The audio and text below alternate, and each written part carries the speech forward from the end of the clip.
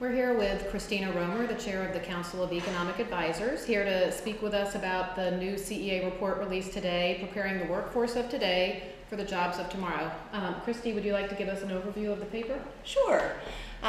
What it is, the Council of Economic Advisors has done a study, exactly what it sounds like, thinking about what the jobs of tomorrow are likely to be like and what skills workers are going to need for those jobs. And what could we do to make our post-secondary education, our training program, all those things work better for American workers. So we've got some, I think, very interesting findings. First, in thinking about the jobs of the future. You know, we are not trying to project way far into the future. We're thinking, what are the jobs going to be 5 to 10 years from now? Not surprisingly, they're not all that different from today, but we do see some important changes. We expect, for example, the health and education field to be growing over time. We absolutely expect construction, which of course has been so badly hurt in the current recession. We expect to see that growing over time. On manufacturing, we expect that's an industry where obviously employment has been dropping now for several decades. What we expect is that will probably continue, but at a much slower rate. And that there'll be parts of manufacturing like pharmaceuticals, like aeronautics, where we actually expect to see genuine growth in jobs. So that's an important sort of picture of how the economy is likely to evolve. We talk about what kind of occupations they're likely to be. Again, they're likely to be, you know, some of the fastest growing sectors will be, the kinds of occupations will be in the health field, for example, everything from practitioners right down to home health aides, physical therapists, health IT. So we have a whole range of new occupations that will be growing or strengthening. We expect the so-called green jobs, sort of jobs in the environmental field, alternative energy, cleaning up pollution, weatherizing building, increasing efficiency. We expect to see those growing rapidly over time.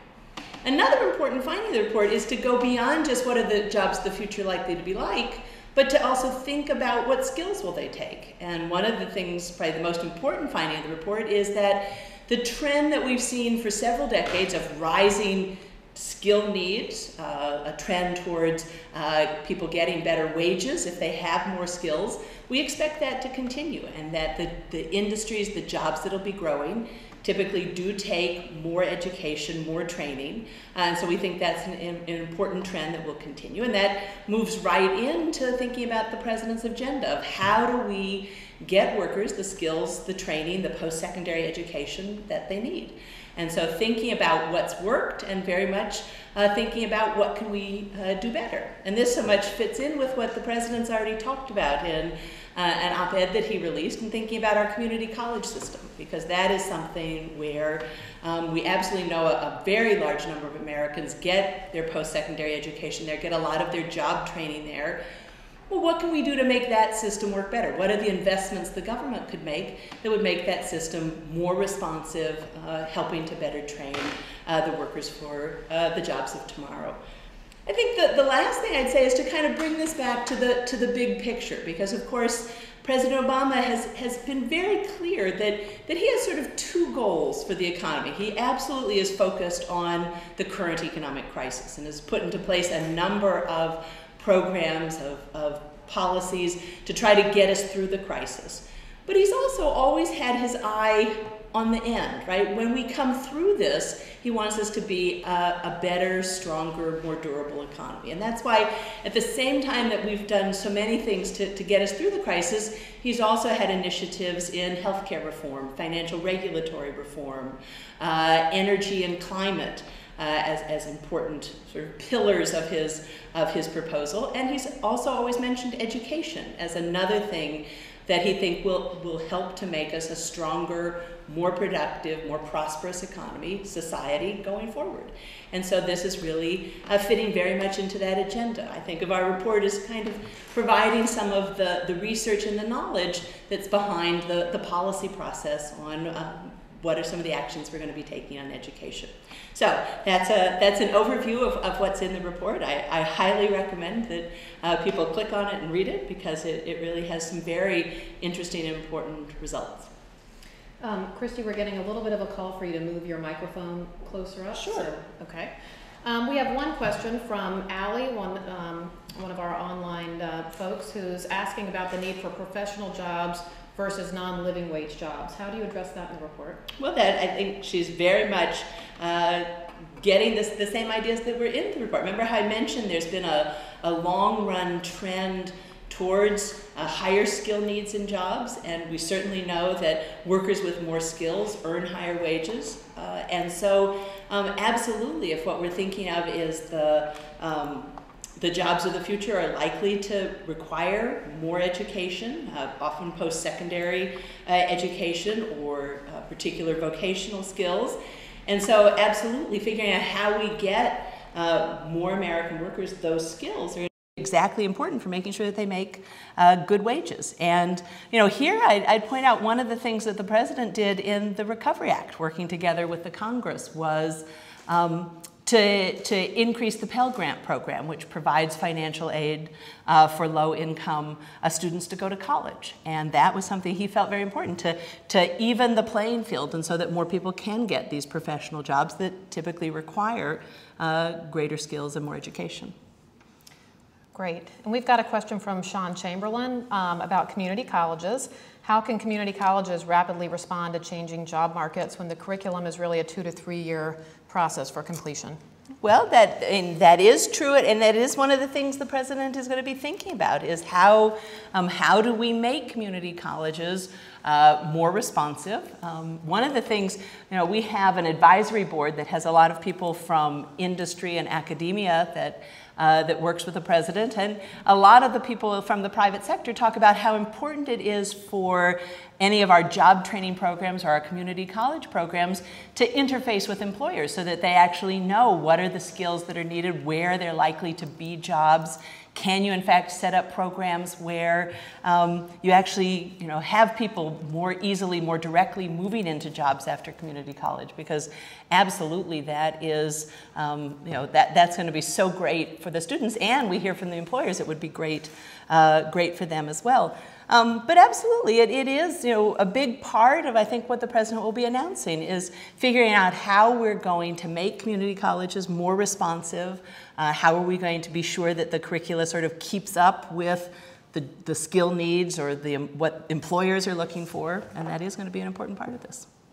Great.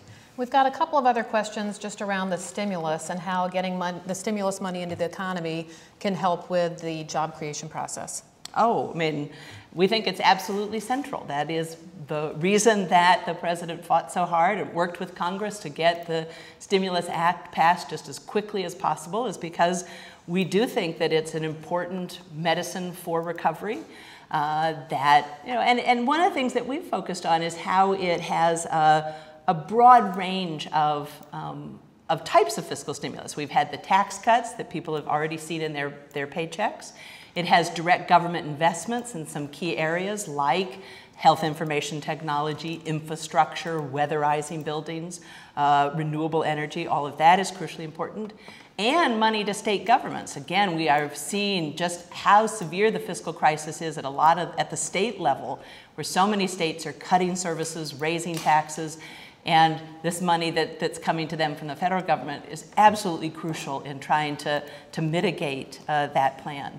One of the things I will say is we are, I think, making great progress at getting this money out the door. I mean, I was actually just looking at some of the numbers, and it does look like we are really ramping up, that we have been, in fact, faster than we anticipated back in February at being able to get the money into the economy, and we absolutely expect it to start to have some very positive effects.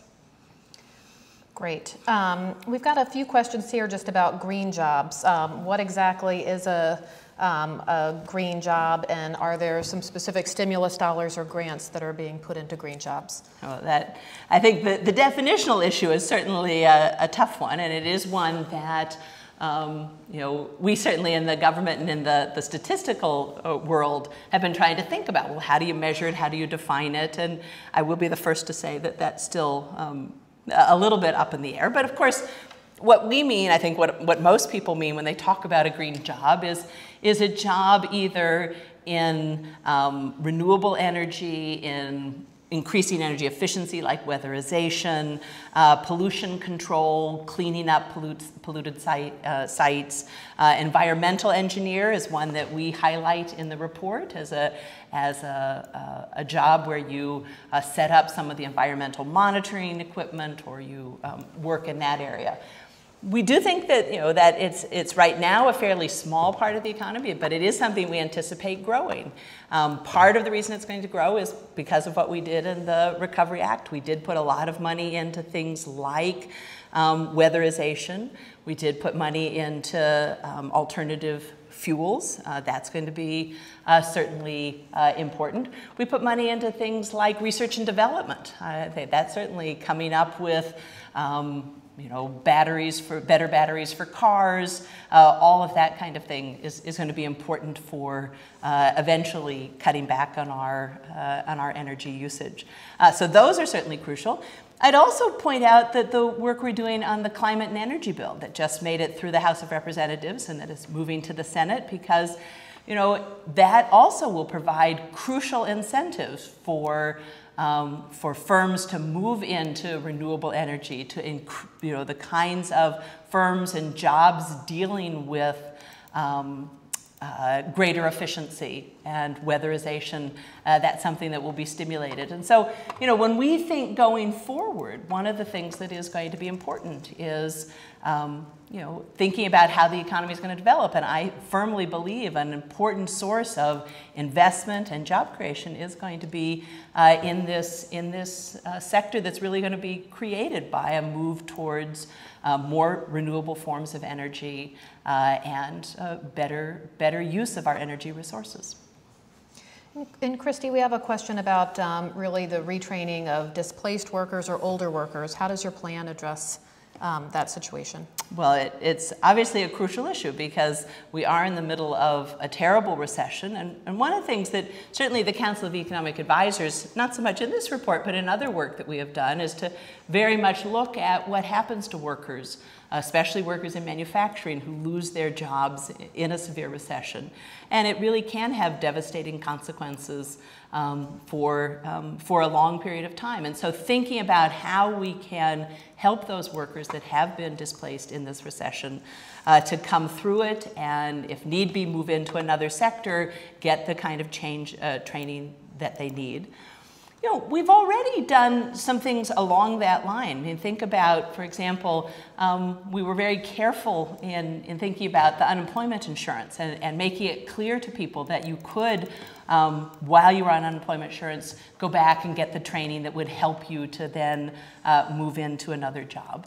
But certainly in our discussion, for example, of community colleges, one of the things that we talk about in the report is how to make our community college system work better for non-traditional students. Maybe some of these workers that have young children or are older workers. And so one of the things that you might do is a greater use of technology so that you can do online classes at times that work better with your family or with your job search if you're unemployed.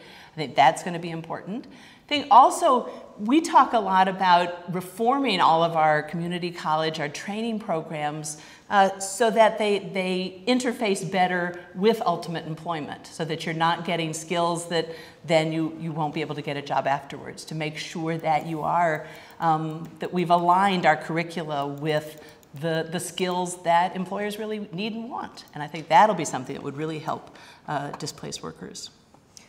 Great. And we also have a question on how we can get the business community more engaged in training. So it's not just getting the community college credential, but actually getting some on-the-job training. Oh, we think that's absolutely crucial. So, and again, I'd point out how, as we in the administration have been thinking about our plans, we've been already talking to employers and people in the private sector because we do feel that's going to be really important. But the other thing that my colleague Cecilia Rouse, who's a member of the Council of Economic Advisors and played such a crucial role in this study, was talking about is how a good training program often includes basic skills, classroom learning, and that on-the-job training, and that those programs are often the ones that follow through to completion better, lead to employment better. And so she was certainly, I think, very convincing that that's an important way to strengthen the system and make it work better for Americans. We have a number of questions, Christy, just about funding for community college for folks who really just can't afford to go back for the training, and what the administration might be proposing on that front. Well, that's, again, that is such a crucial issue for people. And one of the things, obviously, that we did with the Recovery Act is to try to increase funding for people that didn't have the necessary funds. And so that was why the president had as a big priority expanding the Pell Grant program to make sure that low-income workers can get that training. Another thing that we did, again, it's more in the way of explaining what the existing policy had been, but again, this question of making it clear to financial aid officers that you can take into account not just last year's income, but if someone's lost their job, the fact that they have no income this year, that was always something that the financial aid program was supposed to be aware of, and to make that very clear, because we were so concerned about displaced workers and wanted to make sure that they had the funds to get back to school. Great, and we've got a few folks who would like you to speak about just how the government will pay for any of these programs, and basically how we would repay any of this in the long term. Absolutely, and one of the things, of course, we do know that the budget deficit is very large. It was very large when we took office, and certainly the administration has had to take actions like the Recovery Act to try to get the economy going again. But the president is absolutely committed to cutting that budget deficit in half over his first term, and more generally believes very strongly that anything we do has to be paid for. And one of the things that we've done is actually to look for savings. So think about the student loan program, and what we discovered when we came in is that we could do it more efficiently. That for a long time we've been having a program where there was some direct government loans and then some loans working through the private sector that turned out to be more expensive. And so by moving just to the direct student loans, it is just exactly the same for the students getting the loans, but we find it costs the government a fair amount less. And so that's freed up a lot of resources. And so part of what we're thinking about for exactly the community college investment is using some of that money. So absolutely committed to paying for it, and actually have identified a source. Well, Christy, we've got a few folks asking the same question, which you may be able to answer better with your college professor hat on, which is, for your traditional student who's in a 4-year program, should they try to get a job, or should they just go directly on to graduate school? Oh, that's a question I do answer very often. I think a lot of it depends on, well, one, obviously, the state of the economy. So one of the things I would certainly tell someone is, if the economy is in a slack period and it may be hard to get another job, in many ways that's a very smart time to be at school, right? Because the jargon we'd use is the opportunity cost is low, right? If you don't have good employment opportunities, that's a fabulous time to be getting your training, getting your education. So that certainly is good economics to be thinking about that. In general, often for students, it's good to work for a while after you finish your 4-year degree, because you learn a lot about yourself, you learn about what you like to do, and often when you go back to graduate school, you're a little more focused and a little more sure of exactly the kind of training that you want. And I think that's certainly true, and it's like all things, there's a trade-off between it's a good time to be getting training when there aren't good job opportunities, but on the other hand, working a while often helps to focus you better. We've got one question from Dave Hoffer. He's just asking if you'd speak generally about the economy, where we are right now, and also how our government spending is going to affect our long-term GDP growth. I'd be delighted to. I think, where we are right now is still in the middle of a very tough recession. That is unquestionably the case. We know that the unemployment rate is now 9.5%, and certainly we have seen continuing job loss. So there's no sugarcoating this. We're still in a very tough way. We are seeing encouraging signs, mainly that an economy that had been in free fall back in January and February, we're certainly falling more slowly. I think that has to happen before you actually bottom out and start growing again. And you know, we do see kind of the leading indicators, things like building permits telling us that we're going to start doing some construction, consumer confidence, kind of a measure of when do we think consumers are going to feel better and start spending again, orders for durable goods, when are people likely to start manufacturing those durable goods? Well, you need the orders first. And so all of those things have been ticking up, which is certainly an encouraging sign. We have also seen sort of moderating job loss. We know last time the unemployment rate rose a fair amount less than it had been.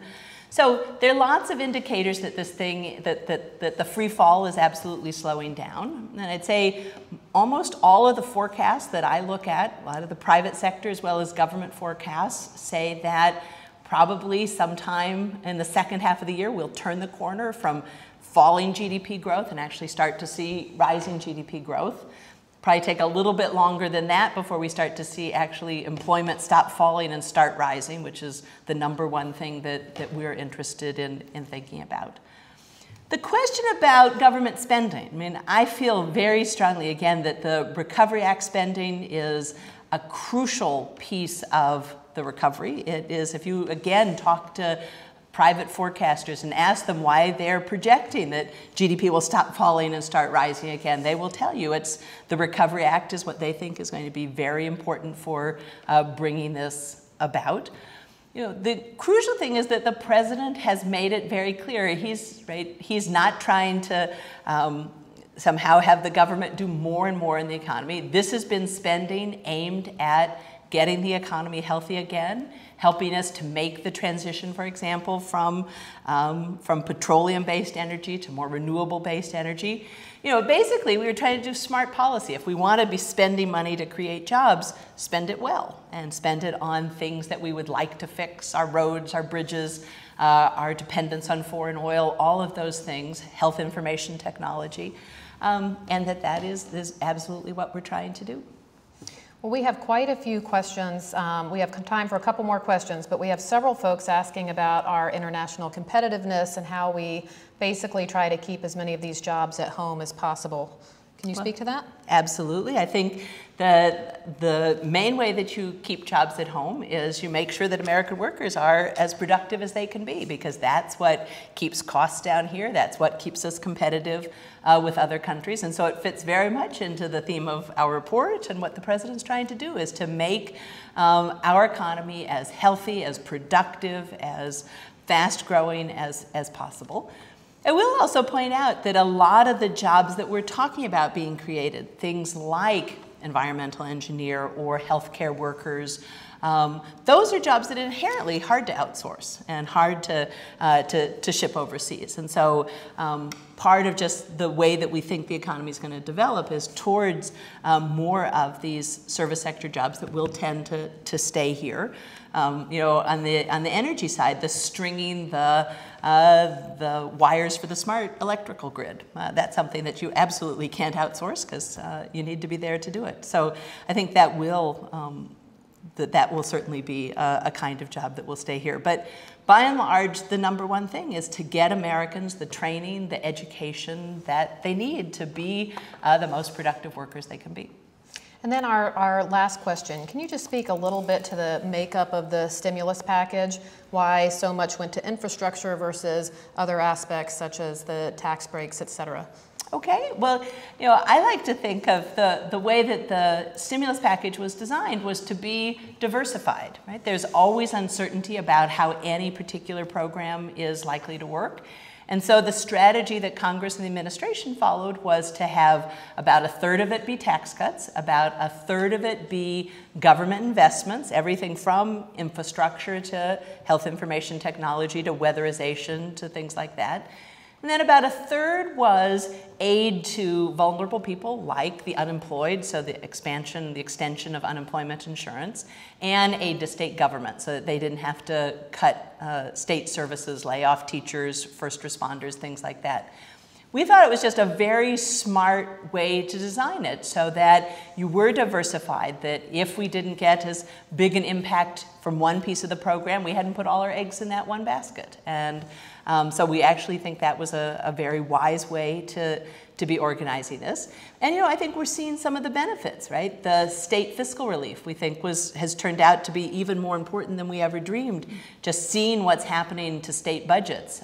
They are telling us were it not for the state fiscal relief, things would be so much worse at the state level. So we do think that it had a good range. And then within the government investments, we tried to pick the places where the money was having the best payoff. So we know our infrastructure was in trouble. Spending money there made a lot of sense. We thought health information technology was something that would help to lower the growth rate of healthcare costs as we went forward. That seemed like a very smart investment. We put money into education. We thought that was absolutely a terrific investment. And again, as our report emphasizes, that is very important for American workers and for standards of living. Well, thank you, Christy. That's all we have time for today. And thank you to everyone who logged in and asked some important questions.